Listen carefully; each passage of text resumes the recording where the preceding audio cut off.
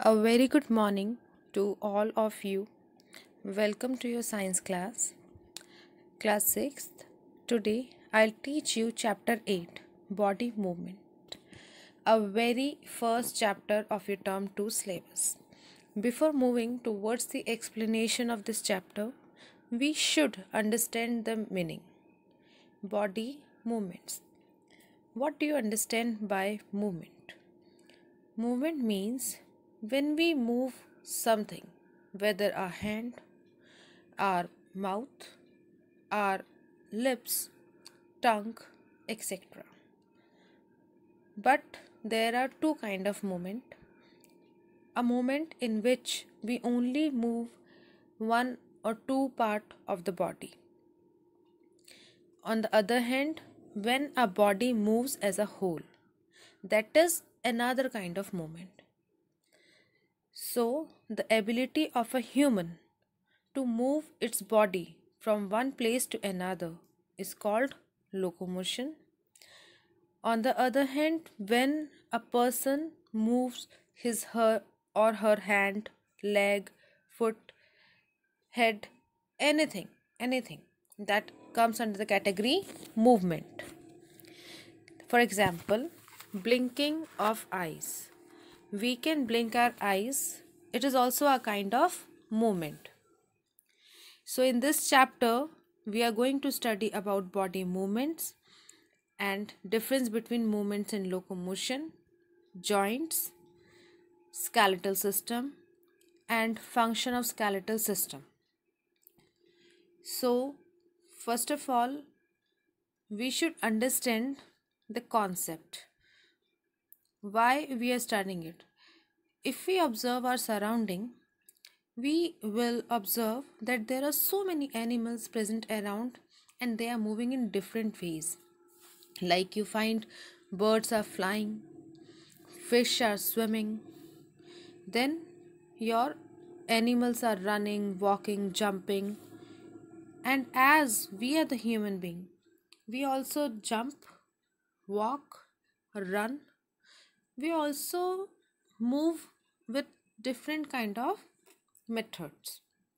Similarly, in the morning when you say bye to your mother while going somewhere, tuition, school, wherever, and when you don't want to speak yes with your mouth, then at that time you just blink your eyes yes, or you can bow your head yes. So this is a kind of head movement of eyes, right? Then if we are doing some kind of yoga or exercise, we sit and we just move our part in different direction. This all comes under the category body movement.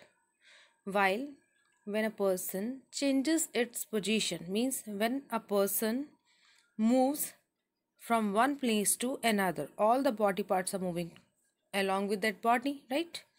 So that kind of movement is called locomotion. Means a body is moving as a whole, not a single part. Okay, yes, all these movements are possible with the help of our skeleton. That's why in this chapter we are going to study about all of them one by one. Skeleton means a bony framework inside our body that supports us and help in movement. Bony, why the word bony is used here? It is used because it is made up of bones. Framework means the arrangement.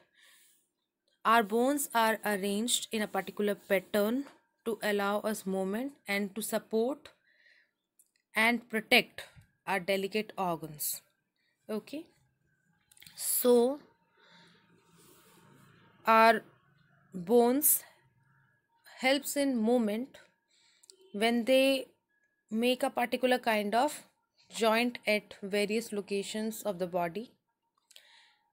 Like if we talk about joint, first of all we should know what is joint. Joint means a place where one or more bones joint together. Okay, we can bend or move our body parts only at those places where two or more bones join together. For example,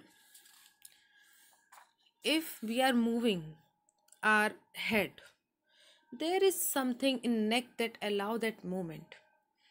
If you are moving your shoulders, your hands, then there is something that allow movement in that particular area. If you are able to bend your knee, your elbow, similarly a joint must be present in those locations as well. So we can move our head, arms, hands, legs and feet because all these parts have bone joints.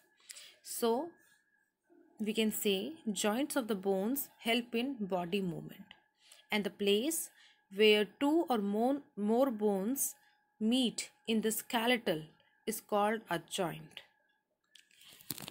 Your bones are like a hard structure, so they may touch together, they may feel a kind of friction over there. Just to make it less affected with this kind of friction, the ends of the bones at joints are covered with a soft and smooth layer of cartilage. It allows a smooth movement without friction, and it also prevents damage to the ends of bones due to wear and tear, rubbing of bones to each other.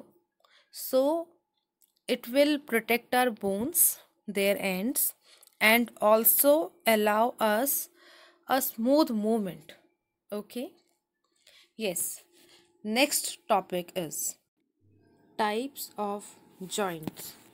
There are different types of joints in human skeleton or human body to help us to carry out different kinds of movements or other activities. The main types of joint, if I broadly classified them, are movable joint or immovable joint. Immovable joint are also called fixed joint. Fixed joint are kind of joints in which two or more bones meet together to form a joint at that particular location, but it do not show any kind of movement. So in some joints the bones are held so tightly together that they cannot move at all, and such joints are called fixed joints. The fixed joints are immovable joint. For example, our skull or bones of our skull are fixed in such a manner that they make a zip like joint, that is called zipper joint, and it is fixed joint. Okay, similarly upper jaw of our mouth is fixed. We cannot move upper jaw, but we can move lower jaw, so it is movable joint. On the other hand, upper jaw is the fixed joint. So on the other hand, if we study about second kind of joint, it is movable joint. And movable joint are further classified into three main type of joints that we are going to study in this chapter. First is ball and socket joint, then hinge joint and pivot joint. So start with the very first joint, that is ball and socket joints. In the ball and socket joints, one end of the bone has a round shape or a ball-like shape which fits into a socket. Socket is a cavity or hollow space or bowl-like structure, and that makes another bone. So one can say in ball and socket joint, the one end of the bone that has round shape like a bowl will fits into a socket in the other bone. The ball type end of one bone can turn freely in the socket of the other bone. So in this kind of joint, the bones can be turned in any direction. It may be turned forward and backward, side to side, and even rotated. The ball and socket joints occur at the shoulder and the hips in our body. In other words, shoulder joints and hip joints are ball and socket joints. As I am using the term joints, that means we have two at the shoulder and two at the hip location. This kind of joint allows much more movement of bones than a hinge or pivotal joint that we are going to study further, as its ball-like structure that fits into the cavity allows maximum variety of movement. Okay, so if we stand up and move our arm around at the shoulder, we will find that we can move it forward and backward, side to side, and we can also rotate it, because it is your shoulder joint, which is ball and socket joint. Okay, in this kind of joint, the upper arm, the head of upper arm fits into the cavity like or cup like structure of the shoulder bone. Similarly, in the case of hip joint, the ball like end of the thigh bone, that is femur, fits into the cavity or cup like structure of the hip bone, thus makes ball and socket joint. Now, the second kind of joint is your pivotal joint. That pivotal joint is like a cylindrical bone turns in a ring type of bone. The pivot joint allows rotation around an axis. A pivot joint exists between our skull and the top of the backbone, or small ring-like structures that are present in our backbone are called vertebrae. We will elaborate about vertebrae in next lecture. So we can say the pivot joint exists between our skull and the top vertebra of backbone. The top vertebra of backbone is a part of our neck. So we usually say that a pivotal joint exists between our skull and the neck. And if you remember, the very first example that I told you or given you was neck joint, that there is something in the neck that allows movement of our head. When we bow our head, when we say yes, when we say no, when we move our head. So movement of head is allowed by this pivotal joint only. So if we just talk about pivot joint, it connects our head to the neck, and it also occurs in forearm near the elbow. The forearm has two bones that connects together, and they are called radius and ulna. In forearm, pivot joint makes a radius and ulna bone to twist around each other, means they allow these bones to move together. So we can say that pivotal joint are present in the neck and forearm, but the main example for you now is neck. Okay, yes, the next kind of joint is your hinge joint. For your convenience, let me tell you one thing. Ball and socket joint means a ball and a socket. Okay, so you can understand that a socket is one kind of bone or cup like bone in which that ball fits. Similarly here, in pivotal joint, a cylindrical bone rotates in a ring. So these are kind of, you can say, remembrance point by which you can remember the kind of joint and the movement it allows. So your pivotal joint allow the movement of neck upward and downward, side to side. That's it. So now come to hinge joint. The word hinge is very familiar, as we have hinges in a door for the smooth movement, and because of which they open, we can open or close a door, right? So if we open or close a door, we will find that door can move only forward and backward. Actually, the door is joined to its frame by small metal joints. These metal joints are called hinges.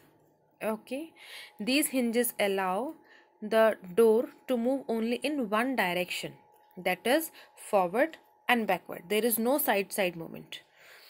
A door is said to have hinge joint. Similarly, in our body, we have some bone joints which move like a door on its hinges. These joints are called hinge joint. A hinge joint allows the movement of bones in only one direction, as in the case of doors, forward and backward. Elbow, knee, knuckles, that is finger joints, and jaw are hinge joint. So, in this kind of joint, the movement of bones is restricted to one direction by the shape of end of bone which forms the joint, and by the ligaments which hold bones together at the joint. Ligaments hold the bones together at a joint, and as told earlier, it also helps to connect the bones to our body or muscles. Okay, so now let us try to bend our arm at the elbow. We will find that we can bend or move it in only one direction, forward and backward. This is because of the hinge joint. So what happened actually, the lower end of upper arm is in the shape of knob. It's a knob like structure, and the upper end of the lower arm is in the shape of a cup like structure. When this knob like structure fits into the cup like structure, it only allows a limited movement, that is backward and forward movement. Yes, the ligaments hold the upper arm bone and lower arm bone together at the elbow and allows the movement, and it also protects that these bones do not fall apart when the elbow bends. They hold them together. A similar kind of joint is present in the knee, which allow the movement of knee in backward and forward direction. These kind of joints allow movement up to 180 degree, that we cannot move it more than 180 degree. If we try to, we can hurt ourselves. Okay, so these all are about hinge joint. Fingers are also having hinge joints in them, because we can move them backward and forward, but up to 180 degree cannot move in reverse direction. So that's it for today.